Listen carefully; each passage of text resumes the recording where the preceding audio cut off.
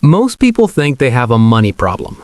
They say things like, I just need a higher salary. If I could make $20,000 more per year, things would finally feel comfortable. But here's an uncomfortable question. If money is the problem, why do so many people earning $80,000, $100,000, even $150,000 a year still feel financially stuck? Because for most people, the issue isn't income, it's status. And status is expensive. Imagine a fairly normal situation in the United States or Western Europe. You're 28 years old.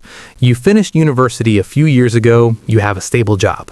Your salary is $75,000 a year. After taxes, healthcare, and deductions, you take home roughly $4,200 per month. Now let's look at what happens next.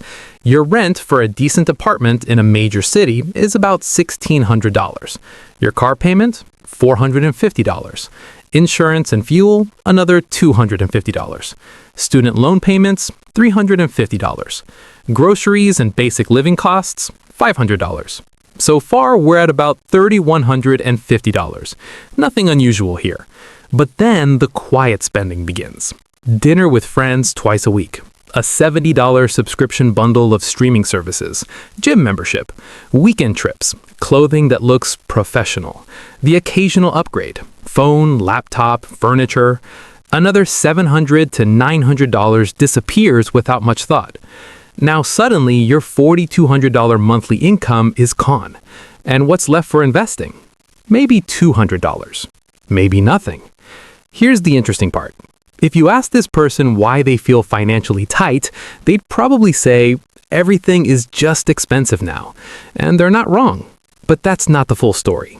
Because hidden inside this lifestyle is something deeper, a status system.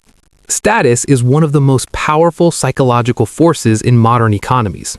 Humans evolved in small groups where social position mattered for survival. Today, that instinct hasn't disappeared. It's just been redirected into spending. The car you drive, the apartment building you live in, the neighborhood you post on Instagram, the restaurants you casually mention in conversation. None of these things are purely about utility, they're signals, and signals cost money. Let's look at a simple piece of math. Imagine two people with the exact same income, $75,000 per year. Person A spends everything except $200 per month. Person B lives slightly below the status line and invests $1,200 per month. Both people feel like their lifestyles are normal, but over time, the numbers quietly separate them. Investing $200 per month for 30 years at a modest 7% return grows to roughly $240,000. Not bad, but $1,200 per month. That grows to about $1.4 million. Same income, different status choices. Over a working lifetime, the difference isn't thousands, it's over $1 million. And here's the strange part. Most people never consciously choose this. It happens gradually. When your coworkers upgrade their car, when your friends move to a nicer building, when social media quietly resets your definition of normal. Suddenly, what used to feel like luxury now feels like baseline. Psychologists call this lifestyle normalization. Economists call it consumption creep.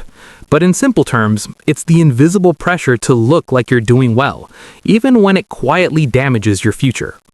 Financially intelligent people aren't immune to status. They just treat it differently.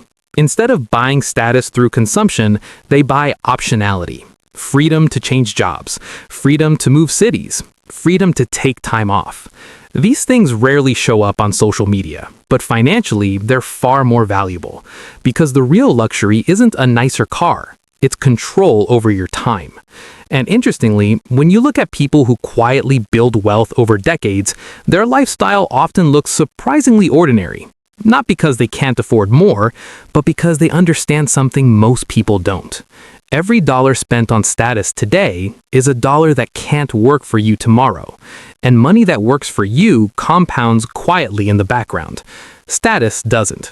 Status expires every few years. A new car model comes out, a nicer apartment building opens, trends change, and the cycle starts again. So when people say they have a money problem, often what they actually have is a status problem disguised as a financial problem. The system constantly encourages spending that proves you're successful, but the math of wealth quietly rewards the opposite, living just a little bit below what others expect, and letting time do the heavy lifting.